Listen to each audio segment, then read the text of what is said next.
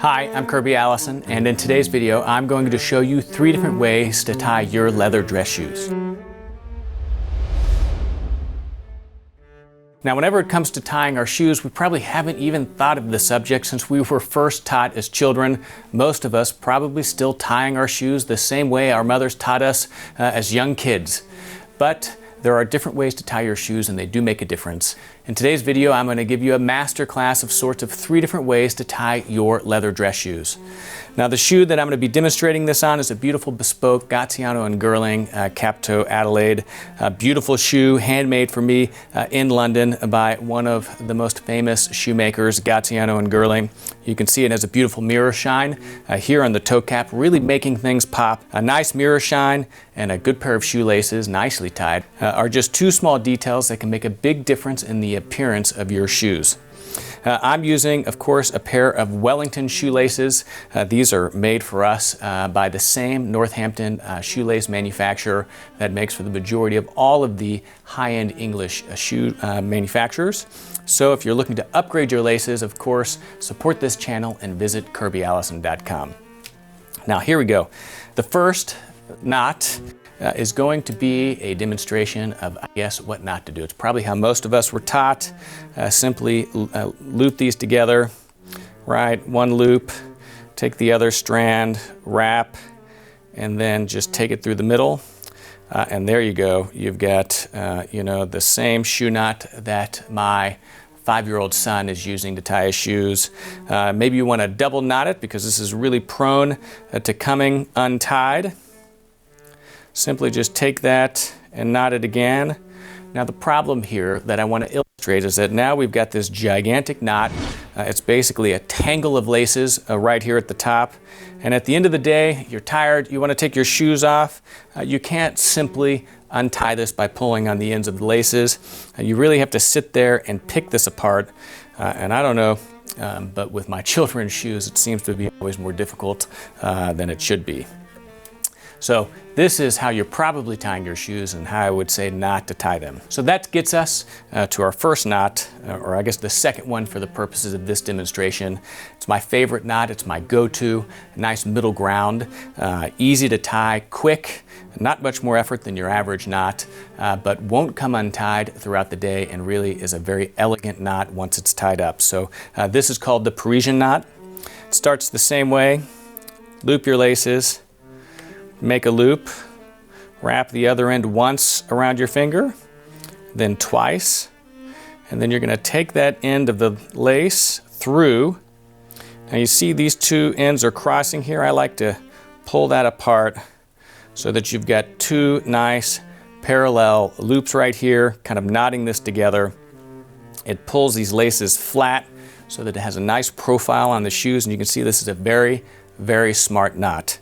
The other thing that is great is it is effectively a double knot. It will not come untied throughout the day. I've never had one come untied on me.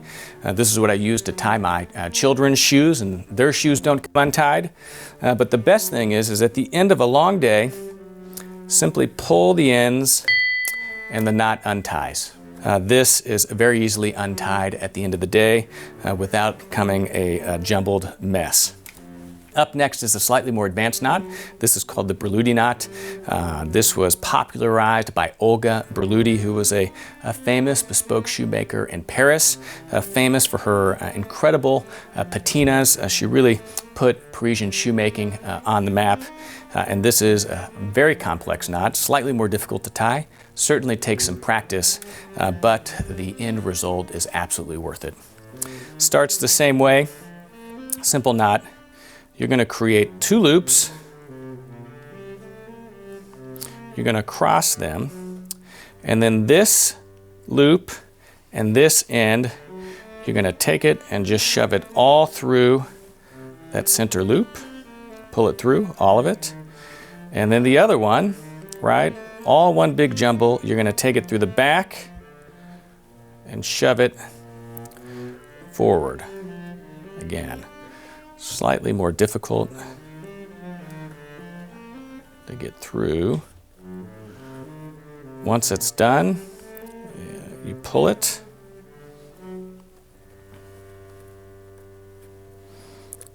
reposition a little bit, right? And what you get is an incredible little figure 8 right here, right? Again, just like the Parisian knot, it is controlling these loops so that they're not all over the place.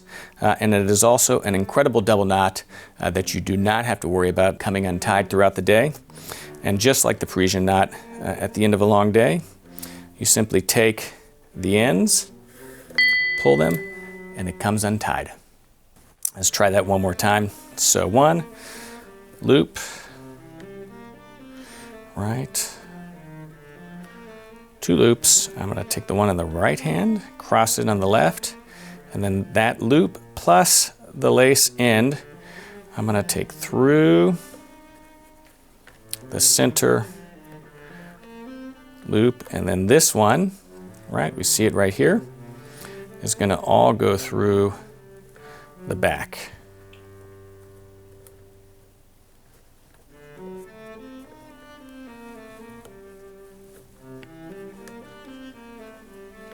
And then you simply pull it tight, right?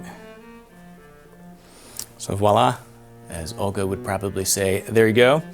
Beautiful knot. Don't have to worry about this coming untied at all throughout the day. And as I said, at the end of the day, simply pull it open.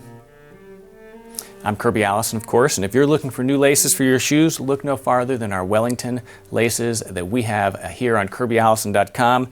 One of the best ways to support this channel. And of course, frequently changing your laces will ensure that they never break or fail you, but that they also look exceptional, elevating the overall aesthetic of a pair of shoes. Some simple shoe polish, some new laces can really give an old pair of shoes a new lease on life. Of course, I'm Kirby Allison, and I love to help the well-dressed acquire and care for their wardrobes while exploring the world of quality, craftsmanship, and tradition. Thank you for watching today's video.